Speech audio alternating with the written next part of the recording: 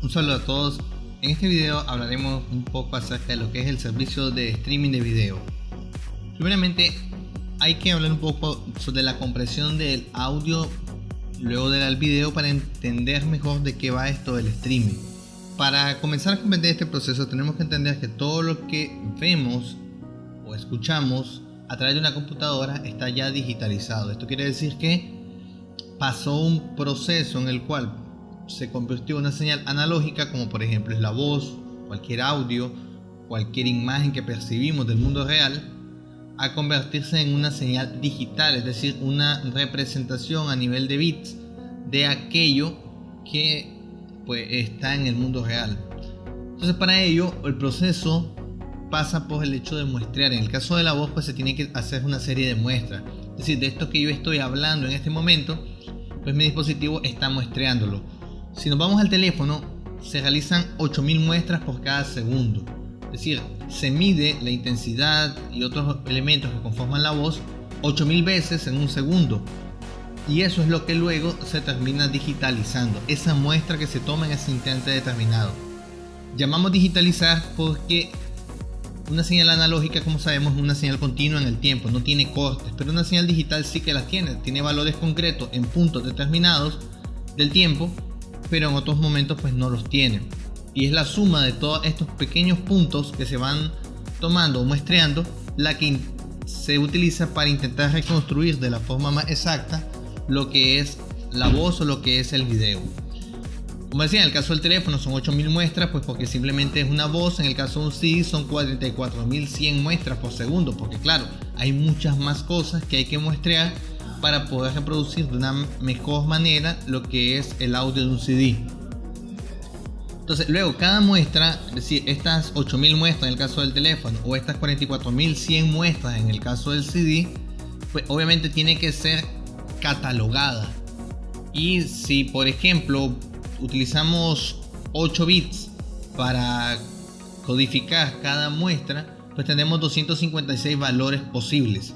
8 bits es poco. Tengamos en cuenta que a la hora de muestrear la voz, pues tal vez no es un gran problema, pero a la hora de muestrear una canción, estamos hablando que solamente podemos tomar 256 valores por cada muestra, cuando una muestra debería poder representar el sonido de una guitarra, un bajo, una batería, no solo eso, el brillo que esta tiene, el nivel de graves y agudos que tiene, la intensidad misma. Todos estos elementos tienen que ser representados en esa cantidad de bits, en esa cantidad de valores, en 256 valores. Si fuese el caso, sería muy poco. Obviamente para la voz es casi suficiente, pero para una canción no. Por ejemplo, entonces tenemos que 8000 muestras por segundo a 256 niveles, hablamos de 64000 bits por segundo. El receptor convierte esta señal a analógica. Y obviamente hay una pérdida de la calidad, porque no es lo mismo la voz cuando escuchan en vivo que una voz que ha tenido que ser muestreada, es decir, de todo lo que he dicho se tomaron 8000 muestras en un segundo, luego eso fue cada muestra catalogada entre 256 valores posibles, que obviamente no es todo el espectro de mi voz, y al final cuando esto llegó a ustedes y lo reproducen, claro, la voz ya ha tenido muchísima pérdida. Por ejemplo, en un CD hablamos de 1.411 megabits por segundo, es decir, esto es lo que en un segundo se tiene. Decíamos, para que no nos perdamos, en el ejemplo de la voz, 8000 muestras a 256 valores da 64000 kilobits por segundo, es decir, 64 kilobits por segundo. Entonces en el CD vemos que esto es mucho más, porque 1.411 megabits por segundo. En el MP3, por ejemplo, hablamos de que hay valores de 96, 128, 160 kilobits por segundo. Y si vemos el caso de la telefonía, pues se suele rondar por internet, claro, entre los 5.3 y 13 kilobits. Vemos que hay una gran diferencia entre el MP3 y la calidad de la telefonía por internet. Eso también se repercute en que cuando estamos escuchando una llamada telefónica por internet, notamos fácilmente esa pérdida de la calidad. Es en el caso del audio, el cual se hacen muestras en intervalos de tiempo, porque al final de cuentas, pues en cada momento determinado hay un sonido muy concreto. En el caso del video es distinto. El caso del video es, tomamos en cuenta una imagen completa. Cada imagen está formada por una serie de píxeles, mientras la pantalla es de mejor calidad, hay muchísima mayor cantidad de píxeles. Pues bien, una secuencia de video van a ser X cantidad de imágenes por segundo. Un promedio son 24 imágenes por segundo, por ejemplo. Entonces, cada una de esas imágenes, cada una de esas 24 imágenes que vemos en un segundo determinado, está formada por una serie de píxeles que recorren en el horizontal y el vertical. Y en ese es donde tenemos las diferentes resoluciones, la de 1024, la de 1280 x 720 me parece, y bueno, una serie de valores posibles, donde ese 1280 x 720 al hacer ese producto da la cantidad total de píxeles que recorren toda la pantalla. Pues bien, cada píxel es representado por una cierta cantidad de bits. Entonces, dependiendo de cuántos bits utilicemos para representar cada píxel, va a ser el tamaño de una imagen. Supongamos una imagen de 1280 x 720 tendrá el producto de esos dos valores, una cantidad total de bits en pantalla, de píxeles en pantalla. Luego cada uno de esos píxeles ocupa cierta cantidad de bits. Entonces supongamos que ocupa 8 bits cada píxel, que es muy poco. El tamaño de la imagen sería dado por el multiplicar los 1280 por los 720 por la cantidad de bits por píxel. Entonces el resultado de ese producto nos daría el tamaño de la imagen total.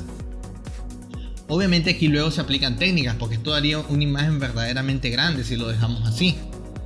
Y se utilizan técnicas como la redundancia espacial o temporal. ¿Qué significa esto? Que bueno, si una imagen es un punto negro, un píxel es un punto negro, y ese punto negro se repite n veces en cierta cantidad de píxeles consecutivos, pues el algoritmo o el compresor más bien guarda esa información para no tener que almacenar el píxel n veces, no almacenar cada uno de los píxeles, sino que lo que hace es guardar un píxel y guarda información de que ese mismo píxel debe ser repetido en los píxeles tal y cual.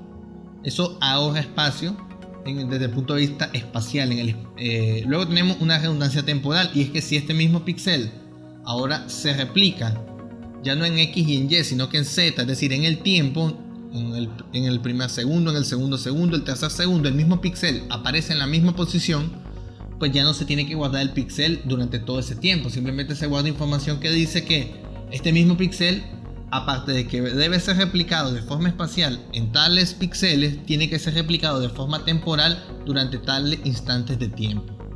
Esto es lo que hacen los códecs, los codificadores de codificadores.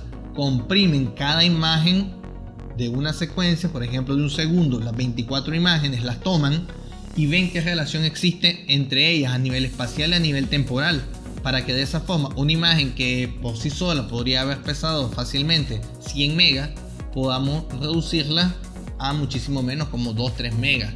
Porque si fue una pantalla negra por 5 segundos, ciertamente que si no aplicamos ningún tipo de compresión, pues el tamaño de la imagen sería muy grande, porque cada píxel durante cada una de esos 24 imágenes que ocupa el segundo, pues estaría guardándose la información de él. Tenemos ejemplos de casos, por ejemplo el MPG-1, un CD-ROM utiliza 1.5 megabits por segundo, el MPG-2 de 3 a 6 megabits por segundo, y el MPG-4 es menos de 1 megabit por segundo. O sea, estamos hablando de niveles de compresión bastante altos, y es lo que permite que el MPG-4 o el MP4 como lo conocemos, pues pueda ser el que se emplea a lo largo de internet. Luego están, a la hora de que hablamos del streaming de video en aplicaciones almacenadas, hay que recordar que el nivel IP hace el mejor esfuerzo. Es decir, las redes IP no son redes que tengan fiabilidad, pueden perder paquetes, y eso lo vemos de hecho en la práctica. Y ahí por ello llega una duda: utilizar UDP o utilizar TCP, porque efectivamente que ambos nos dan cosas distintas. UDP nos da velocidad, pero TCP nos da viabilidad. De ahí que en la mayoría de los casos se va a optar por emplear UDP y hacer que sea el reproductor del cliente el que se encargue de algunas maneras de remover el jitter, que es esta variación del proceso de descompresión, de ver qué hace con los errores, e incluso de la interfaz gráfica para la interactividad. ¿Cómo se procesa un video a través de internet o un audio? Existen diferentes maneras de hacerlo. Si lo hacemos vía navegador, que es la forma más común. Si es vía navegador, el caso más simple es que pongamos un archivo de audio en nuestra página web, y cuando el usuario lo quiere ver, pues le da play, y sabemos que lo que hace el navegador es lo descarga, y una vez descargado lo reproduce. Todo esto en el navegador. En este sentido, el archivo es transferido como un objeto más HTTP, era la forma más común y no evolucionó mucho porque, claro, un archivo de video era muy pesado, pero que sí era la forma más común, por ejemplo, para el caso de los audios. Se descarga en segundo plano y luego comienza la reproducción del elemento. Otra opción es que se descargue cierta metainformación de la página. Cuando damos clic al archivo de audio, por ejemplo, esto descarga cierta información y esta cierta información luego es pasada a un reproductor externo, por ejemplo el VLC, y es el VLC el que se conecta con el servidor web y el que se encarga pues de hacer toda la transferencia y demás, y comienza la reproducción. También fue un estilo bastante común, de hecho es empleado todavía en algunos casos en los que vemos que descargamos el archivo y es el VLC el que se encarga de reproducirlo. Una tercera forma, cuando no se quería utilizar o cuando no se quiere utilizar HTTP, es que el navegador se comunica con el servidor para descargar una cierta metainformación. Con esta metainformación se lanza el VLC, por ejemplo, y el VLC se comunica al servidor de streaming al que apunta la metainformación que descargó. Esto también suele pasar, y es un ejemplo bastante común, en el caso de la televisión por internet. Cuando vemos canales por internet, generalmente estos pertenecen a una lista o son archivos de listas de reproducción que se abren con el VLC o con cualquier otro programa que la soporte, y estos se conectan directamente a servidores de streaming que están enviando el flujo del canal. Entonces no es sobre HTTP, en este caso es directamente sobre algún otro protocolo como RTSP, que es el más común. Luego, por ejemplo, hay que tener en cuenta cómo funciona el buffer en el cliente. Por ejemplo, si tenemos el servidor transmite una tasa de bit constante, es lo más normal, es decir, él está sacando un flujo de información de forma constante en el tiempo, y eso nos representa esta escalera bastante simétrica que vemos, es decir, todas las gradas se ven iguales. ¿Qué ocurre? Que los que termina llegando al cliente pues no están así, porque producto del jitter y el retardo, pero sobre todo el jitter de la red, porque esto que vemos acá sería el retardo, pero el jitter de la red hace que en momentos determinados un cierto conjunto de información llegue bastante bien, pero luego otra llegue con mucho retraso, otra muy rápido, muy consecutiva, porque comenzaron a llegar los paquetes que estaban congestionados, y en fin, todo esto comienza a generar una escalera que, si la reprodujésemos de esta forma, pues habrían pausas en algún momento, luego una secuencia se reproduciría bien y probablemente el parte se la saltaría, porque como ya tiene la siguiente secuencia se la salta, luego se vuelve a pegar, y en fin, una experiencia no agradable para el usuario. ¿Qué se hace en este caso? Pues hay que introducir un elemento en esta parte de acá que introduzca un retardo, es decir, aunque los datos ya me llegaron, debo de introducir un retardo para que con los datos, a medida que me van llegando, yo pueda reproducir la misma escalera o la misma bitrate que le llamamos, que con el cual están siendo generados los datos. Y este retardo, ¿cómo lo introducimos? Pues este retardo lo introducimos creando un buffer. Es decir, los datos que van llegando desde el servidor no van pasando directamente a la pantalla para que veamos la película, sino que van cayendo en un buffer, y es del buffer de donde el cliente va a leer. Es decir, el reproductor va a leer del buffer, no de lo que viene llegando directamente del flujo. Aquí lo vemos de otra manera, es decir, los datos que llegan desde la red van llegando a una cierta tasa y van cayendo dentro del buffer, y luego el cliente los va sacando del buffer para descomprimirlo y mostrarlo finalmente en pantalla. Ese retardo en la reproducción es lo que compensa la variación que pueda haber en el envío de la información. Por eso es que tampoco vemos o notamos más bien que cuando estamos viendo algo por internet normalmente va más retrasado, y es precisamente uno de los factores, no solo el retardo de la red como tal y de procesamiento para digitalizar todo esto, sino que más bien tiene que ver con el buffer, este buffer que está presente para que nosotros tengamos una mejor experiencia de usuario, donde podemos evidenciar el uso y no uso del buffer. Si nosotros estamos en YouTube o en Netflix, nosotros notamos que la red se puede haber ido y sin embargo nosotros continuamos viendo una parte del video. Es porque esa parte del video ha quedado en el buffer y la red puede incluso haber estado fluctuando y nosotros el video lo estuvimos viendo bastante bien durante un buen tiempo. Claro, si la red falla demasiado, en un momento el buffer se vacía, ya no hay nada que ofrecernos a la pantalla y es donde comenzamos a ver el símbolo de cargando. Cuando la red se recupera, vuelve a llenarse el buffer y hasta que llega a un cierto nivel del buffer, nos comienzan a entregar nuevamente los paquetes a la pantalla.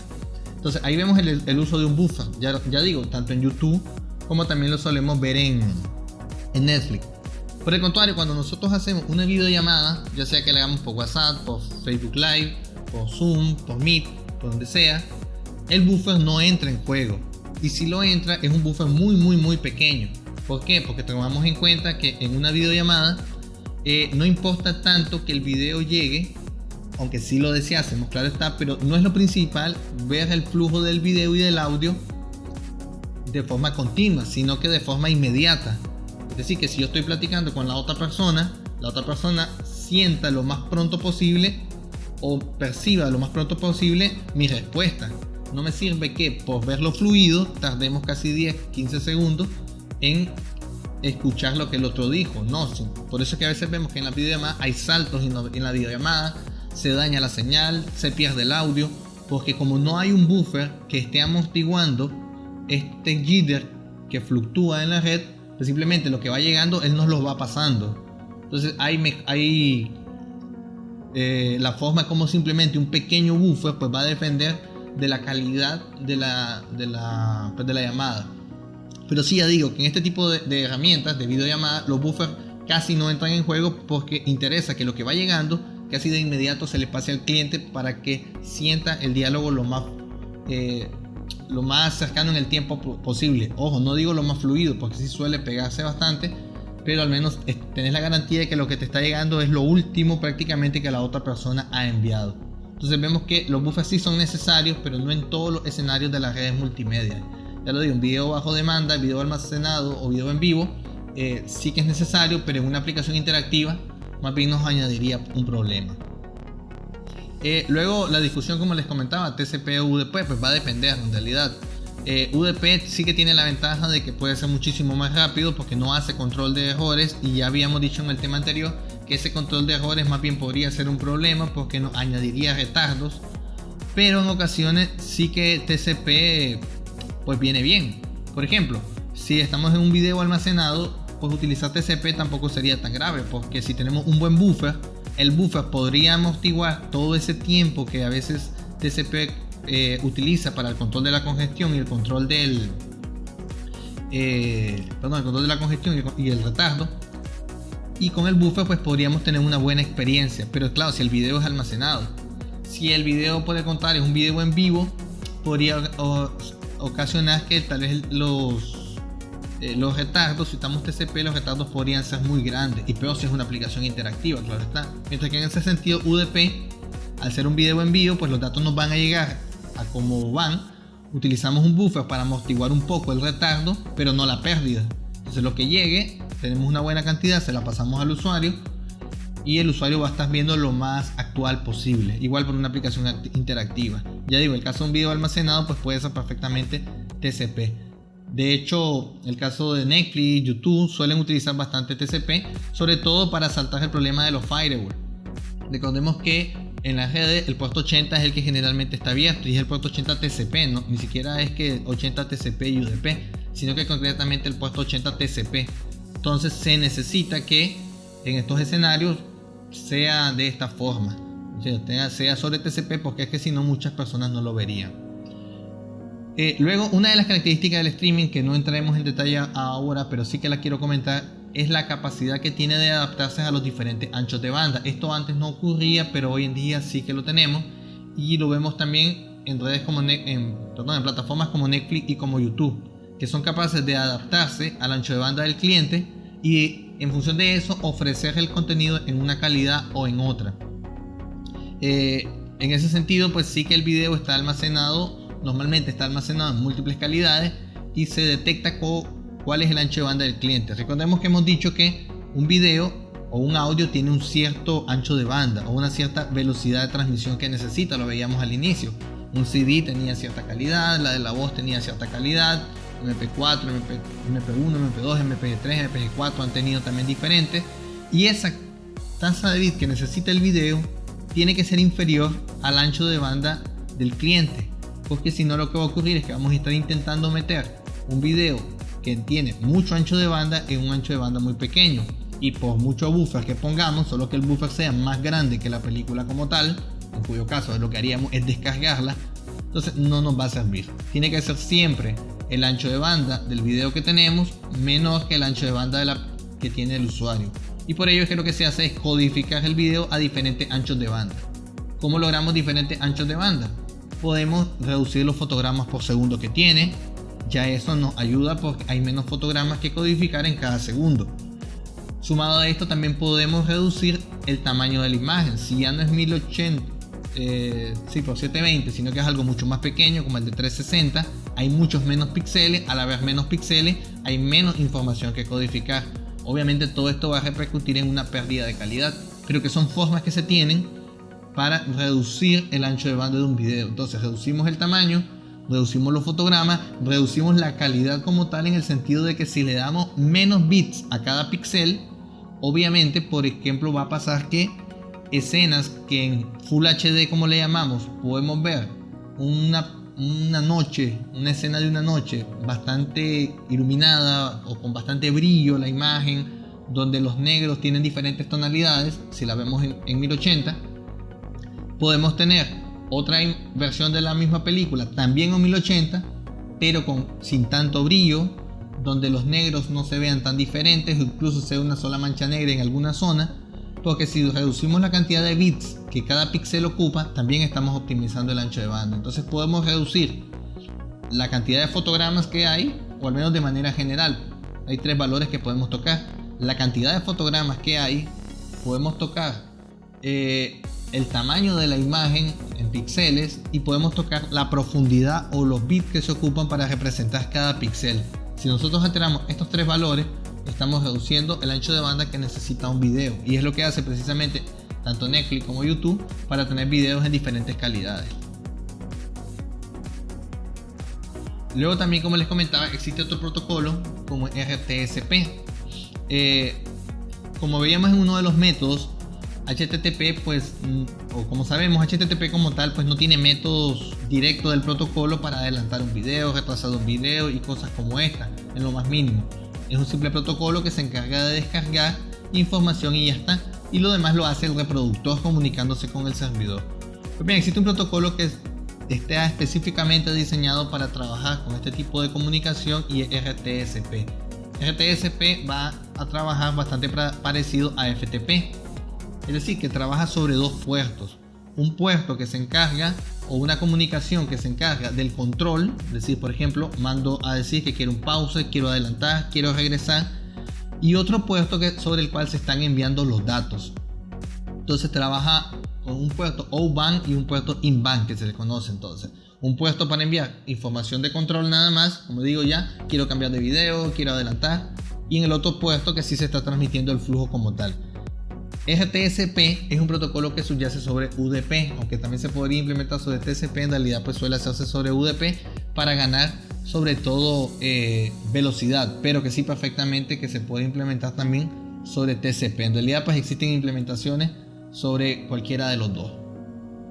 ¿Y qué es lo que hace RTSP? Es el esquema que habíamos visto antes.